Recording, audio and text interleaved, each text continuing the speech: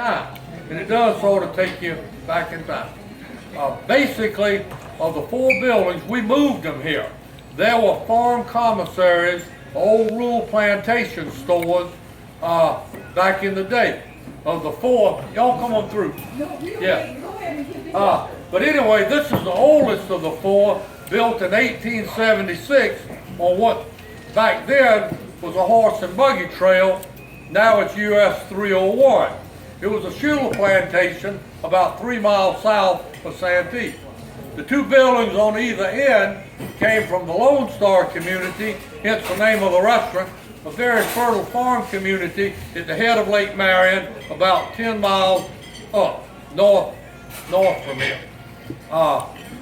They were built in 1892 when the railroad came through.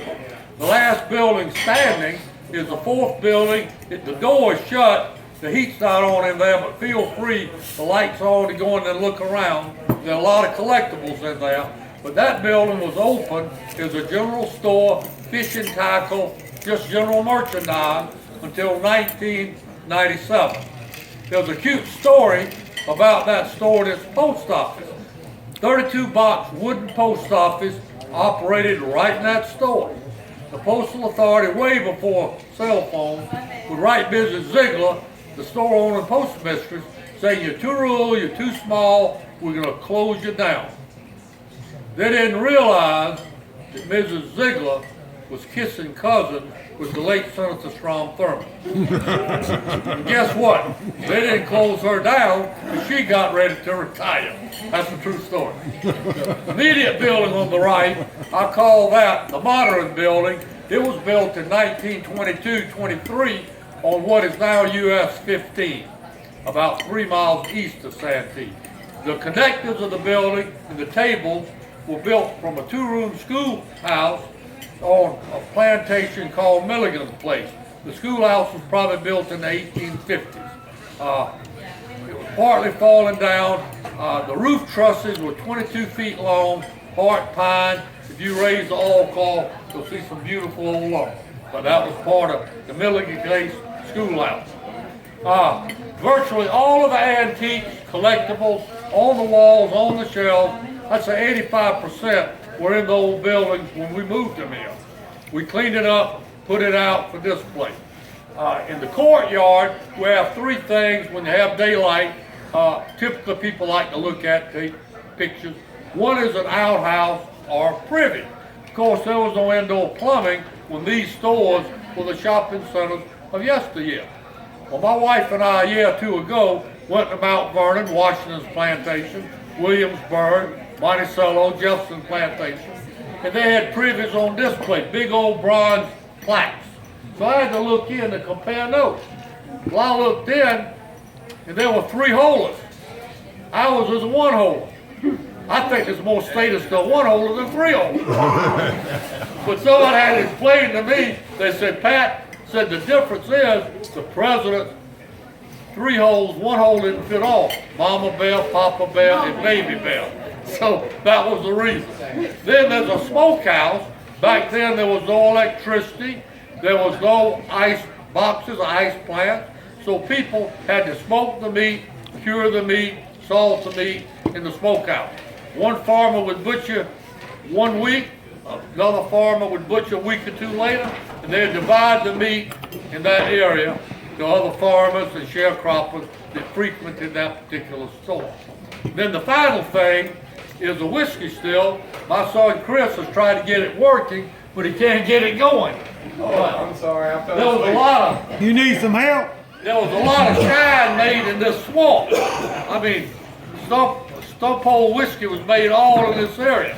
And an old time I helped him put the stores together. I said, "Willie," I said, "you know anything about putting a whiskey still together?"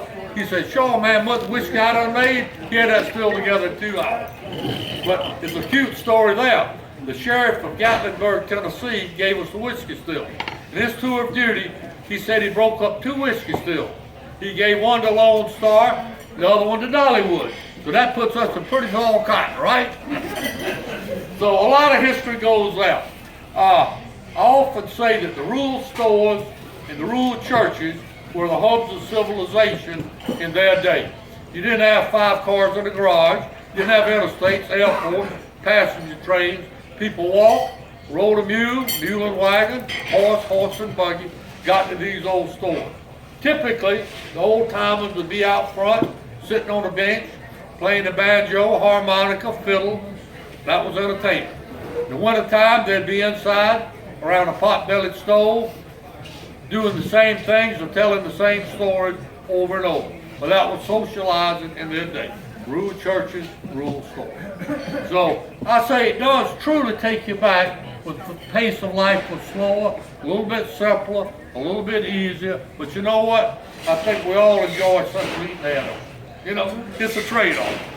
But anyway, that's a little history. Anybody have any questions, just see me one-on-one. Be glad to do my best answer. But do feel free to look around. Now, the favorite antique for the band, we have country music, or bluegrass, virtually every Saturday. And we keep it that way because that was the type of music back when these stores were kings of the hill. And the favorite antique for the band, entertainer, is antique wash tub in the tip bucket. So I do put a few gifts in here to prime the pump. All the money goes to help pay the expenses of our entertainment. Number one, I've got not antique, but fans with the Lone Star store pictured, our famous recipe for tomato pie, and also the history of Lone Star on the back. $5 in the bucket, take a fan. Then I have a cup, an iced tea jar with the Lone Star logo, microwave friendly, $5 in the bucket, take one of those. And finally, I have a little jewelry box with an eagle on front. I think they retail for $12.95, $10 in the bucket, take that. All that'll go to our entertainer tonight. And before I introduce him, I will say, typically the bands don't do requests, but Doug said tonight, because you were the audience that you are, that he will take requests. So if you've got a special song, he says all you've got to do is write it on the back of a $20 bill, put it in this pot, and he'll start playing your song like that. Right, Doug? But without further ado, one of the purest country music entertainers we have out here. Doug entertains for us about every 6 weeks or so. And Doug Ray from Round, South Carolina. Let's give him a big hand. Thank you, Doug, and thank you all for being here.